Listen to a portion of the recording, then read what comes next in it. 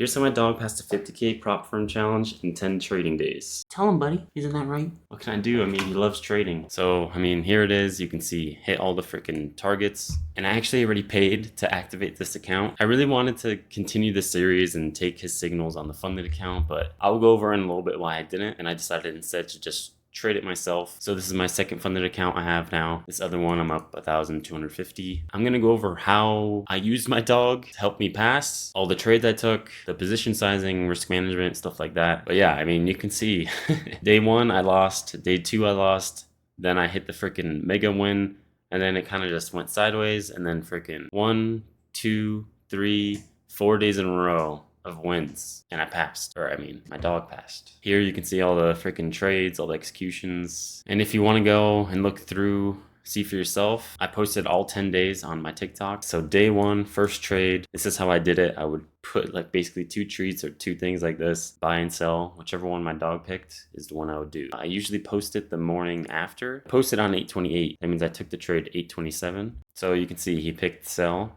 and I entered on NASDAQ at about 2100. You can see the time down here. So NASDAQ on 8/27 is right here, 2100. So this is where I went short. You can see it just was plain wrong. The direction went up. So I was up a couple $100, like $300 on this dip, but I was aiming for a big move to 580. You can see here is my first profit target, which it barely missed. And it was literally a couple points away from hitting it. That was the first trade. Day two, you'll see again, he picks the one on the right. There he goes. So I entered long again at 2100 on NASDAQ. 2100 long on NASDAQ. Freaking beautiful. Max win, right? No. Look at how freaking tight my stop loss was.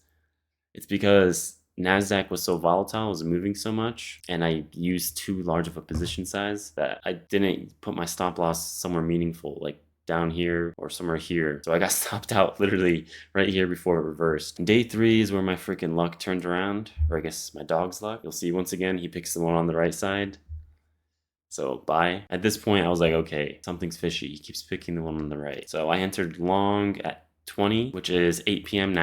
New York time on ES. So this was the day where I decided, okay, I'm gonna always enter at 8 p.m. New York time. And this was posted on 30th, so I took the trade on the 29th. 29th is right here. And you can see this time I used like a wider stop loss down here. So it dipped a little bit, but because my stop was under this swing, I was fine. Whereas the previous trade, I used such a big position size and it was on NASDAQ that I was forced to use a tighter stop. But this time it just freaking grinded up. I took some profits, I think somewhere here, but I went to sleep and just put the next take profit at the like max win of 1,500 and it freaking hit. You can see here, there's the executions. And that brought my account to up $800. Day 4, August 2nd. Okay, here once again he picked the one on the right, so this is where I realized I was like, okay, I need to change something. So I went short on NASDAQ at 8 p.m. Put my stop above this swing high on the 1 minute because I added, so that way I could lower my stop, but I got freaking stopped out. So if I had used like a major swing high right here, you can see it did not break that swing high and it actually would have played out. So that was a loss. Day 5, that's where I tried something different, throwing him the treat.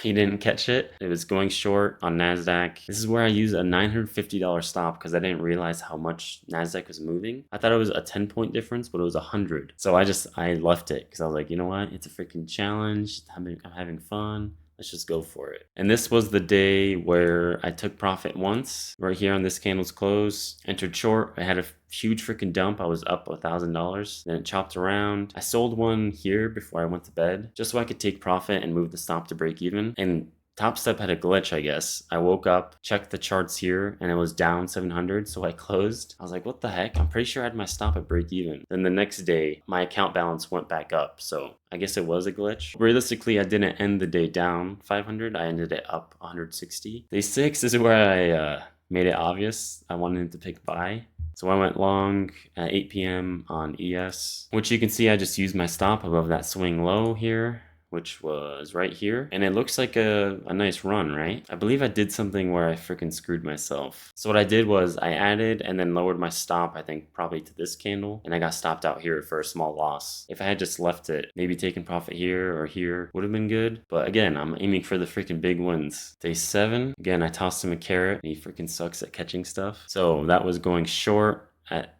8 p.m. on NASDAQ. And you can see I just put my stop above that swing high on the 15-minute. It's just like sometimes right at 8 p.m. the move happens. So here, literally went short, put my stop above this high, and it dumped. Ended the day up 300. I caught profits on the move down, but then it got stopped out at break even on the rest here. But you can see if I had left the stop here and just let it run, that would have been a big one. So none of these trades are like perfect. Day 8, he caught it for once. So that means I went long on ES at 8 p.m. Put my stop under the swing high on the 15-minute. Went long here, put my stop under here, and it just freaking grinded up. That ended up being another nice win, almost $800. So I was halfway to passing at that point. Day 9, I chose that one, which was to go short. So I entered short on NASDAQ, risking that high. I believe I added and lowered my stop to that high. And once again, freaking 8 p.m. ended up being like the high. So I went short here. I moved my stop from here to here and added as it was dipping so I could aim for a quicker take profit. It freaking dumps and it kept running lower. So I ended the day up $900. The final day where he passed it, he chose sell once again. So I went short NASDAQ. I believe I added once again and lowered my stop from that high to this high. Right here went short, lowered my stop from here to here, and it freaking dumped. There was a presidential debate going on here, which I didn't really realize. Didn't think it would have affected that much, but I sold all here and that passed the account. You can see it obviously pushed lower. So it was just a lot of days where the market gave big moves overnight and they were like trending moves too. So my dog was right most of the time, and then there was big trending moves. So like both things went in my favor. I was pretty risky, you know, I was lowering my stop and adding a lot of times to maximize my reward while keeping the risk relatively the same. But like that one trade,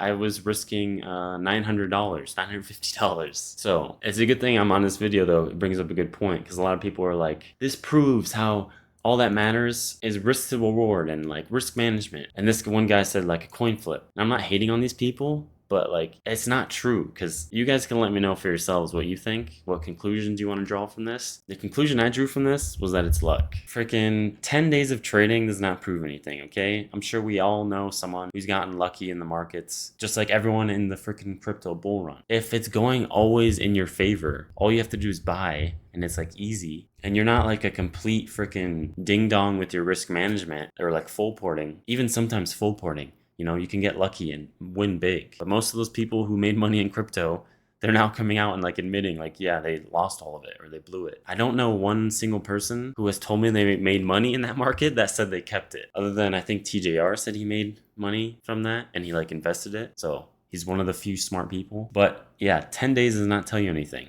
If this was 100 days or like 10 months where he's consistently freaking getting it right, then I would say there might be something going on there. But they were pretty much random entries. I just used like my own risk management, which, you know, I was aiming for bigger wins and keeping the losses somewhat small. I typically like to aim for 1 to 2 risk reward. So it just happened that my dog was freaking accurate. He's a secret genius. What can I do? Honestly, I could make this video and try and be like, look guys, if my dog can pass a prop firm challenge, there's no excuse for you guys. I could try and twist this in a way where it makes me seem like I'm smart and I'm such a good trader that I can pass an account in 10 days, even using my dog signals. But that's not true. Again, it was just luck. My risk management is pretty decent. I'm not gonna lie. Like I have been trading for so long, I've never really blown an account because I've traded with my own capital for many years, since 2017.